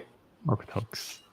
We have a question. Samurai says, will there be a V2 noodles deck? I hate chicken flavored, so if you can make a shrimp one, I'd be greatly appreciated. Unfortunately, I don't think you're talking to the right noodle creator. there you go. That is a very good point to make. I don't know if I trust the shrimp ones. I'll be honest. I mean, it's flavoring. It's flavoring. It's not Actually, necessarily. I enjoy shrimp flavored noodles. They're pretty good. I didn't put any specific flavor on these, by the way. Oh wow. There you go. So there's shrimp here. if you want. There's shrimp if you want them to be. But I'm definitely considering different editions, like way further. I don't want to just like release a deck and then like, yay, new colorway. And another colorway, you know, it would be it feel too lazy. So I'll definitely like work on it later on, but I have something else coming up. Yeah. Dude, the stickers say doesn't it say chicken and one says veggies, right? But the stickers say sticker packets? No. It says one says soup base and the other says dry vegetables. Boom. So there's no chicken there. There's no chicken. Samurai. If you want it to be a shrimp one, it's a shrimp one. Yeah. Soup base. That is clever, though, man. All you have to do is take one of these and write shrimp soup base on it. I think it's an interesting idea too, because I think to hype up Cam a little bit again, I think the idea of coming out with different decks and then revisiting decks to do new colorways is a brilliant idea because it allows people to not feel like they're just buying the same deck over and over and over again. So definitely. Yeah, I'm excited to see your deck. I think it's going to be phenomenal. I mean, just from the photos we've seen in the campaign, it looks amazing. It looks fun. I think that's my favorite part about it is hands down, I think this is the most fun deck of the year. So thank you. Yeah, I agree. I mean, we see a lot of decks, dude. Like every week we're going through Kickstarter. We see so many decks. And it's definitely like by far one of the coolest decks that have landed on Kickstarter for sure. Yeah. Thanks, man. Thank you. Yeah. Really I don't think a lot of people hit on that whimsical aspect as much as they should anymore. And I think that's something that's always fun to see. Something nostalgic, but also something kind of just playful versus like, the back designs on a lot of them. Even like I'm sitting here playing with like the yellow wheels right now, but like. Like even these have a nice like whimsical feel to them. This is like another like kind of just fun, playful deck that doesn't take itself too serious. I think a lot of decks take themselves very seriously now. I'm just gonna say there's a big difference between whimsical and good and whimsical and crap. And there's a lot of whimsical crap decks out there. But that's also like deal with it. That is Deckin Around's opinion. No, for the love of God. That being said, you can see on our Kickstarter that there are a lot of whimsical, not fully thought out decks, and it's refreshing to see a design that really clearly had a lot of thought and energy and back and forth that went into it. I'm sure you went through a lot of revisions on design and a lot of thought about what the jokers were going to look like, what those ad cards and the stickers were going to look like. And the price is perfect. Like the price is on. Thank you. Like jack it up. It's good. I like it. Yeah, and that's always the tough part now because I think I think we've discussed it on the show probably before, maybe not as much, and I think Steve and I have discussed it a lot. Like there's 2 or 3 categories that people who put up a Kickstarter deck really fall into, and I think the times you see a lot of people who are in the high price point, that's where there's 2 distinct categories. The people who think they're going to make a ton of money selling a deck of cards, and the people who literally just have no idea how much a deck of cards should sell for. And like, it's always tough to tell which is which, but like, it's interesting to see when you see like a first-time creator come out with a deck that's $32 plus shipping printed at NPC, and you're like, oh my God, man. Like, what are you doing? You don't know where it's printed from. Or you don't know where it's printed from. Yeah, And like, I feel like there's some designers out there that like they see like successful Kickstarters and like they think that, oh, I can just like create a deck and make a lot of money. Like it doesn't work like that. There's definitely a lot of thought that's put behind in the design, or like who you're marketing this to, like or who this deck is intended to. Like could be like the magicians, the cardistry community. I think the magicians and the card collectors are, I think, probably the biggest and the most I don't know what's the word, but they'll be a lot more likely to buy your playing cards. And I also think they're vocal. Yeah, I think they're a very vocal group. So a lot of times, if you can sell the card collectors on an idea you're trying to push, they're going to be the ones who are going to be your biggest advocates a lot of the times. They're going to be the ones out there sharing your story, telling their friends about it, trying to get people to buy and support the deck, because it is a very supportive community. But at the same time, like, if they're not feeling it, yeah, you may still get some collectors who come across, but like that's when you also come across a deck on Kickstarter. You're like, I haven't heard anything about this deck. And then you're like, oh, well, no wonder why it's $47. So, and actually a question that had come in earlier that we didn't get a chance to ask it, and it was related to your Kickstarter, was, are there any plans for stretch goals? For stretch goals, yes, I will be announcing that very soon, maybe the next halfway. So, that's like tomorrow or this weekend. Nice. I mean, you can announce it on the show if you want. It'll be a reveal right now. Yeah. Nobody will be able to hear it until tomorrow, so it'll be perfect. Yeah, we're like 19 here. Okay, let's do it. You heard it here first. I am also making gilded versions for the instant noodles. Nice. So we're gold and red. That red's gonna be fire. Yeah, like red to match the chopsticks. So like that's gonna look. Yeah, I'll just show it here so guys can imagine that. That's dude, awesome. So good. Like we're still prepping it. It'll be available more towards the end of the campaign. But I'll be announcing that. Well, I just announced it. So yes, there will be. Nobody heard anything. Yeah. So yeah. I think gilded would be a fun addition, especially like I would totally rock the gold one, because just so like it's a complete block of noodles, and I guess fancy noodles now. Yeah, I think it's just like anything I talk about. Like there has to be flow to it, right? It has to be some type of cohesiveness. And I've seen a lot of people put out decks that are pink, and they're like, "Oh, let's just throw silver gilding on it," and it just doesn't work. Obviously you have the upper hand because you have borderless, so whatever color you put on there is going to wrap perfectly. But the colors you chose are dope. That's cool. Thank you. Yeah. So that will be I was gonna say, are you thinking like a matte gold and red, or like a high shine, like a high? I think I'm going for a high shine. Nice. Yeah. I love. What do you guys think? I think that's the way to go. Yeah, I think as much as I like some matte gildings, I think it works better on. It works only on a very few decks. Like you really need to go. I mean, think about it this way: Riffle Shuffle used to always do like a matte gilding. They finally switched over to like a high shine gilding as well. It works for some decks. It doesn't work for a lot more decks. I think high shine on this will be beautiful. Yeah, I agree. Caitlin says for a video you should take a deck and boil it in water. I'll definitely try to do that. we can give it a camo. He'll take care of that. I mean, yeah. Listen, you're a videographer. I'm sure you can figure out how to edit it so when you put in the deck, you pull out noodles. It would be amazing. Some real magic there. Yeah. That'd be good. Do you guys remember the ad, the trailer for the noodles? Yeah. I kind of I really enjoyed how I managed to make it look like I took the chopsticks and took one card, but it was literally like the box here. I had a card behind. Yeah, I had the chopsticks with like some sticky tack, and I just like that. But just the cutting, it was just the cutting that made it look so seamless. I guess. Yeah, cohesive. Yeah, that's awesome. You should be seamless. Come on. Don't let anybody in on the trick. You're supposed to be like, "Oh, dude, I did it first try. It was like magic." Just a chopstick savant with the cards there. But yeah, so I guess one other question that I kind of had is, you've mentioned this whole like, what's up, Steve?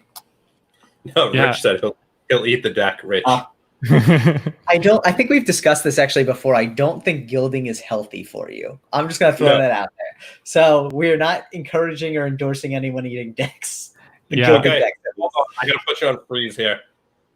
I know I shouldn't have looked at my phone while we were live, but this calls for attention.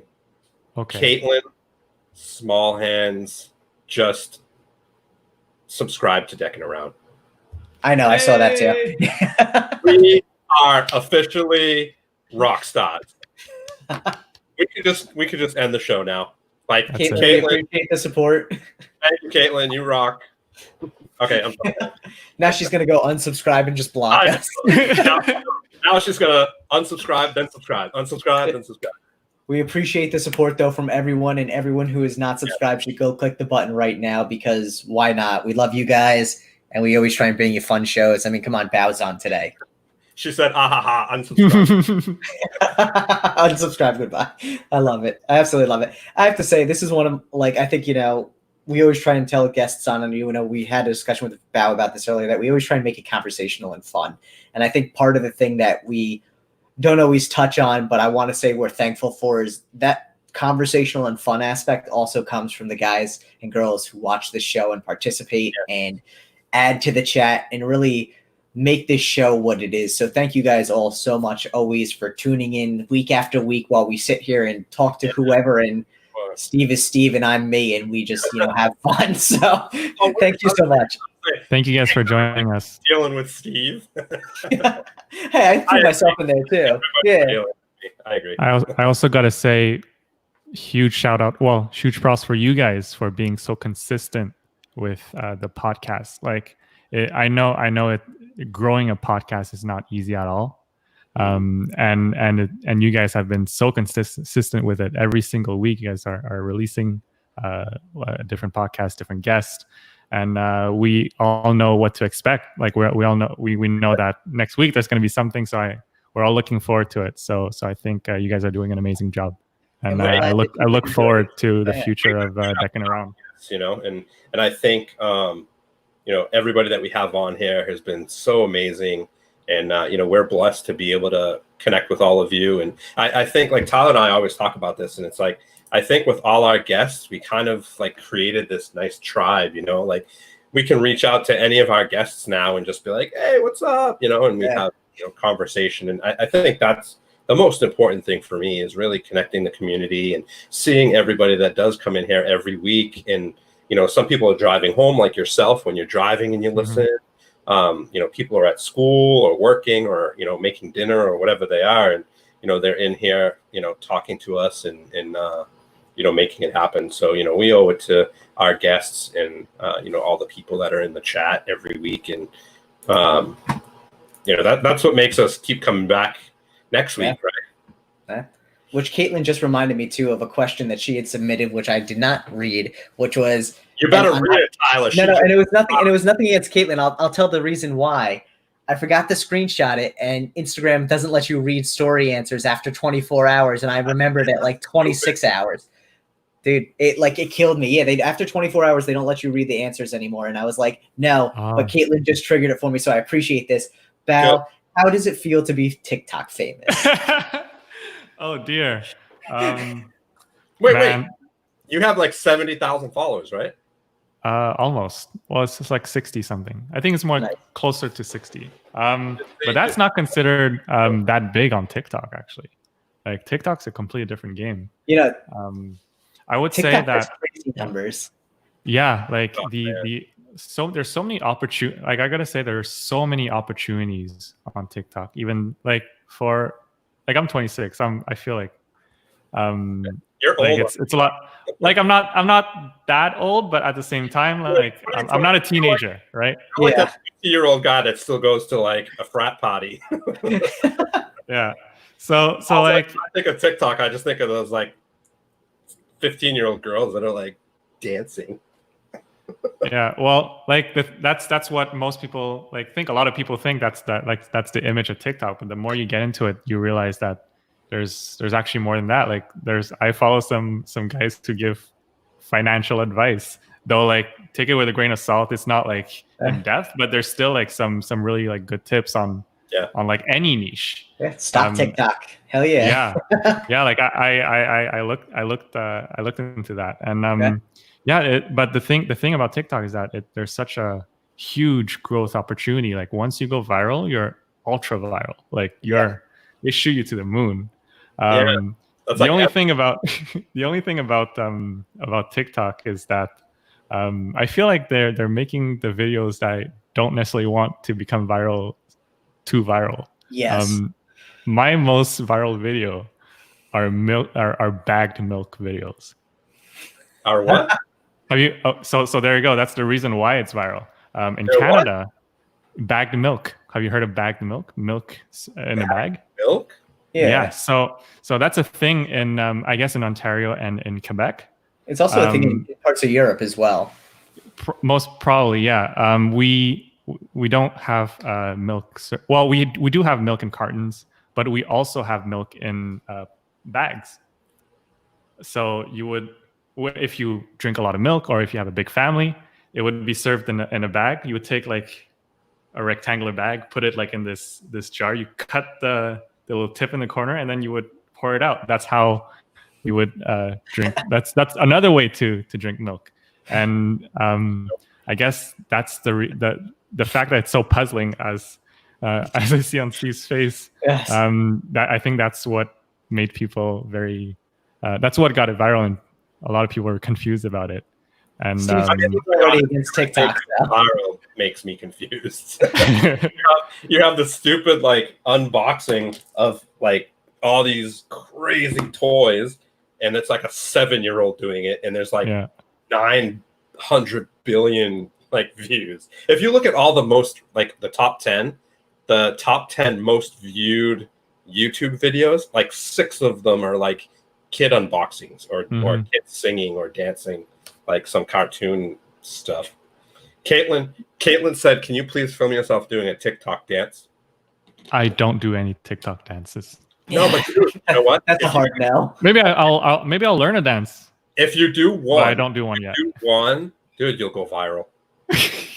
While pouring milk out of a bag. Oh, dude, no. Yes, do a milkman pour dance. That sounds it can go many ways. That sounds like it could turn very bad. But you'd probably go viral either way. So. With a bikini on, dude, you'll crush it. We'd see Bao on the news. They'd be like, "This man pours milk on himself while TikTok dancing." Well, the second bagged milk video, I had to pour milk on myself in a way, like just a little bit. Well, I was trying to like drink from it, but then like after drinking it, like it kind of like poured all over me. So I was in the shower while I did that, so that I could clean up the mess. Let me give you guys some context. Can you just stop while you're ahead, because I really have a lot of respect for you. I want to hear the context. I want all of this. This is the nitty gritty of decking around. Okay, so this is why I don't necessarily bring up TikTok a lot. It's a completely different universe, I think. But yeah, the context was the second video I did was how Canadians drink bagged milk, because people seem to be so confused about bagged milk. So I was just giving like wrong answers only type thing. So like one of them is like I would take the bag and I poke it with a straw. Nice. And it had to be a metal straw because it's so. What was that? What's your TikTok handle? Bao Magic. Bao Milk? No, I'm just kidding. No. If you search hashtag bagged milk, I'll be on top there. That's for sure. Yeah. How many people are searching hashtag bagged milk? If you search hashtag bagged milk, I'm on top. Okay. All right, let me see. Unfortunately.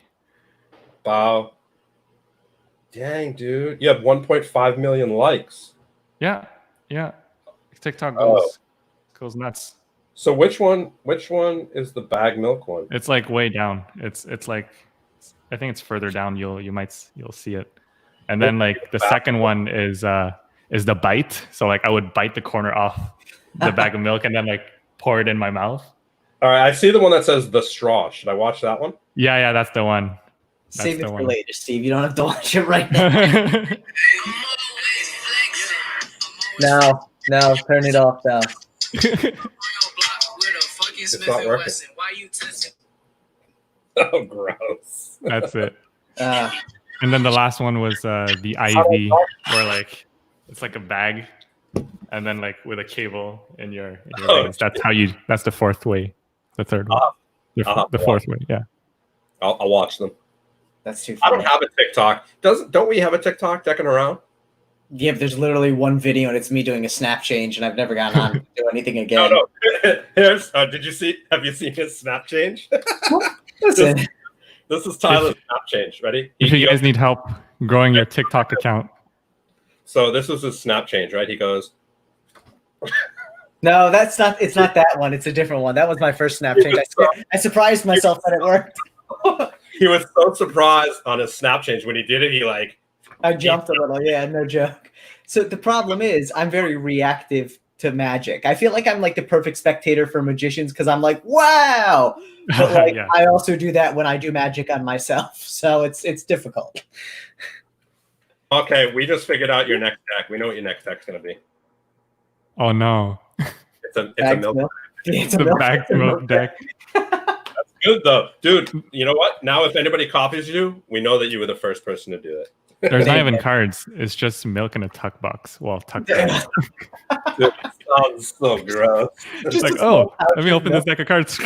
Oh no. Dude, that'd be funny. Oh my god. Oh, and cleaning up milk, like, the smell after it dry. Oh yeah. I realized that afterwards. I was like, yeah, good thing I did. I was in the shower so I can clean it. Yeah, that's not ideal. Milk in general. Yeah, I bought milk. I don't usually drink milk. I bought milk the other day specifically for like dunking cookies in it, and after like 3 days, I was like, all right, I'm not going to use this anymore. And I sniffed it. I'm like, that smells disgusting. I'm going to throw this out. Like, I'm just not about milk. I don't drink milk. Milk's not even that good for you. I don't even drink it. I haven't drank it since I was like 6. But clearly we're not getting TikTok famous with milk. So hey, I'll go in the shower right now and I'll do a milk skit. I'll throw it in a Ziploc bag and pretend I'm Canadian.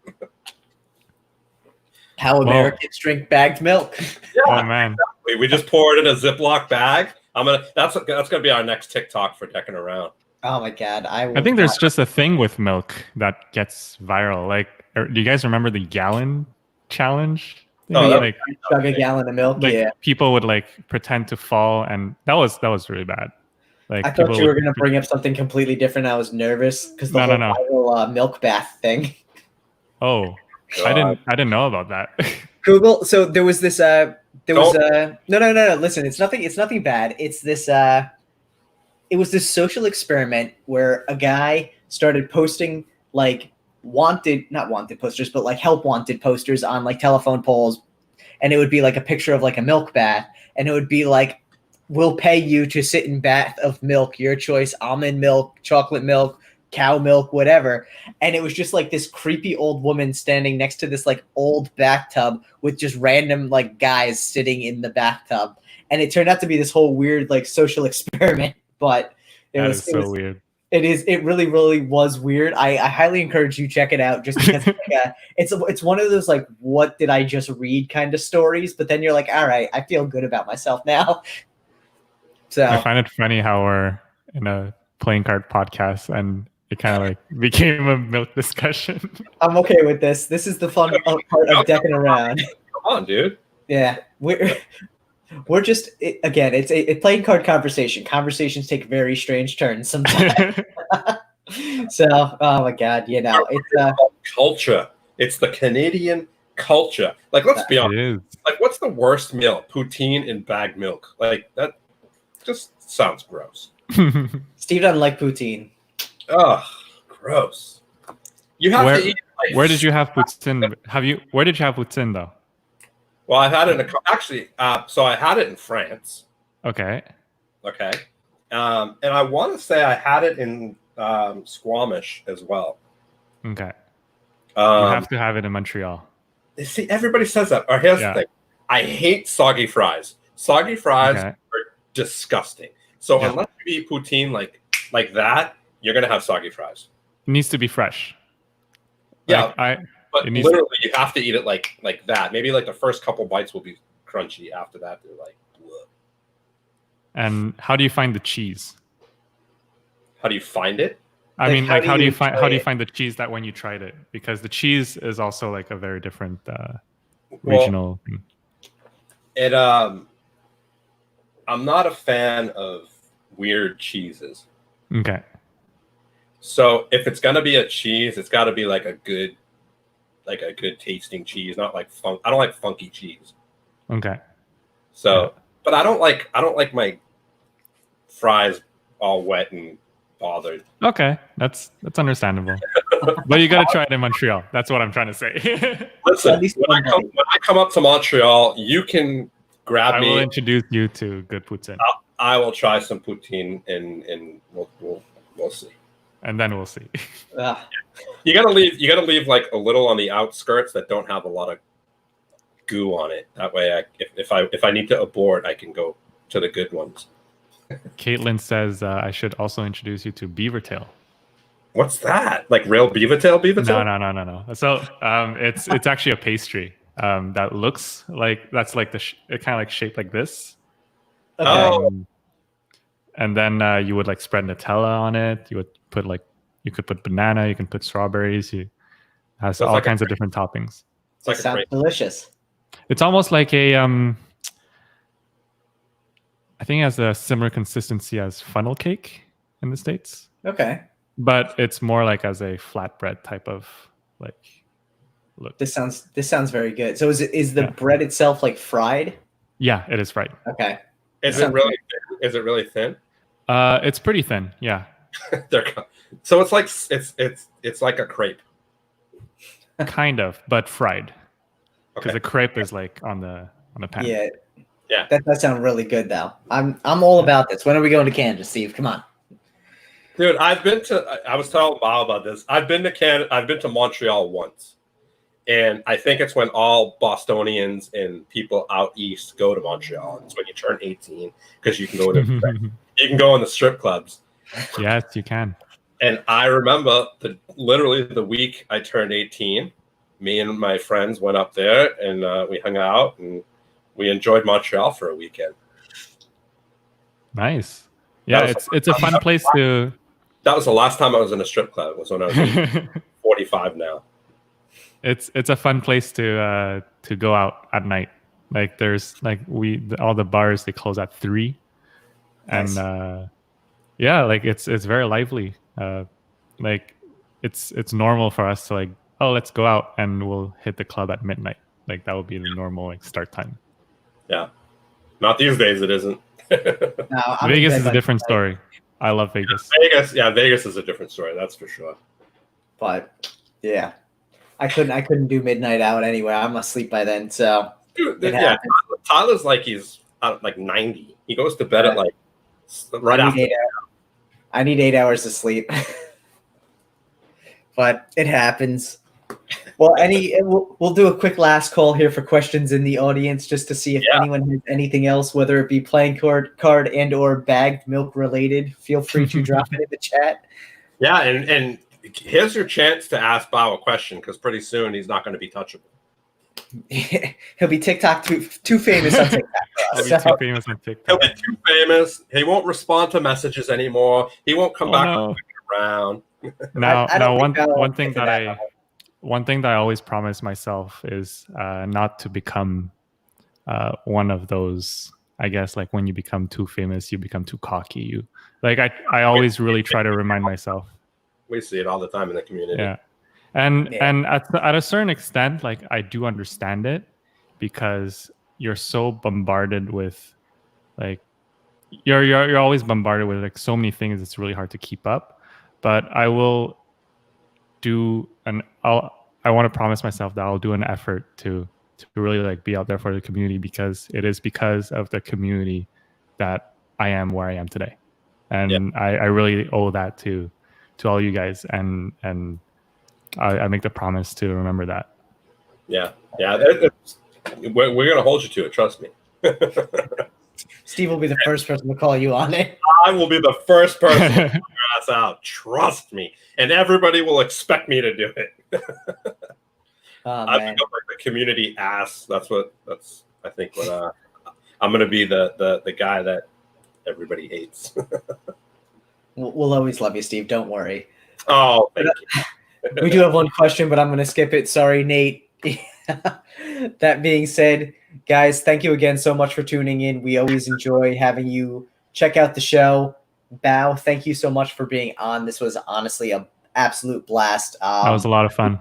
We really appreciate you popping on. We're really glad we were able to have you on and to really just kind of chit chat, find out about all your fun plans, everything you've done, and really where you came from. I think it was interesting to hear. And I think, like you said, you're one of the people in the community who are accessible, but it's always nice to still hear things that you may not always think to ask or don't come up in everyday conversation. So we really appreciate you taking the time to come on and talk to us.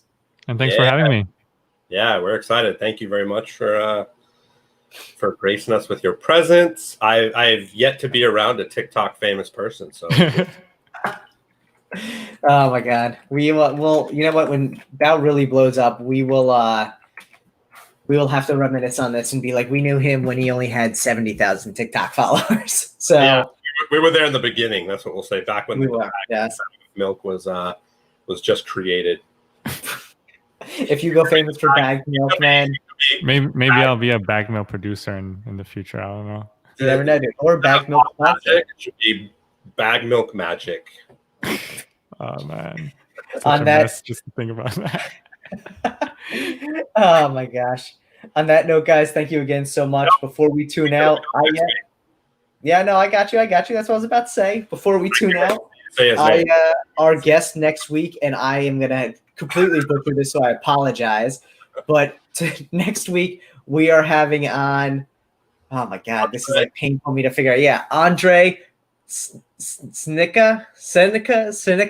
I can't say. He's a magician, but butterfly playing cards. Andre Pushnik. Yes. I think it's Pushnik. Okay, there you go. I'm sorry, Andre. We're butchering your name. When you come on, tell us how to pronounce it. Yes. So Andre. again, Andre is going to come on. He makes the beautiful, absolutely beautiful butterfly playing cards. If you haven't seen them, I highly recommend you check them out because they're so nice. They are one of my favorite decks. Dude, it's so funny. Yeah. He's been on us twice. No, wait, 3 times? 3 times. I think he's full Penn and Teller 3 times. Each time, yeah. Yeah. He's So make sure to check it out, guys. We'll keep you up to date on time as well. He's European, so it very well may end up being at 6 p.m. But make sure to check out the announce tomorrow where we will let you know what time the episode will be. That being said, make sure to like the video and subscribe to the channel if you haven't already. We really do appreciate your support. So when you subscribe, you will get those notifications when we go live with new guests and when we post up new deck specs and our Kickstarter recaps. So make sure to check those out, like them as well, share them with your friends. Anytime you share a video, it always helps us grow. So we really appreciate it. Yeah.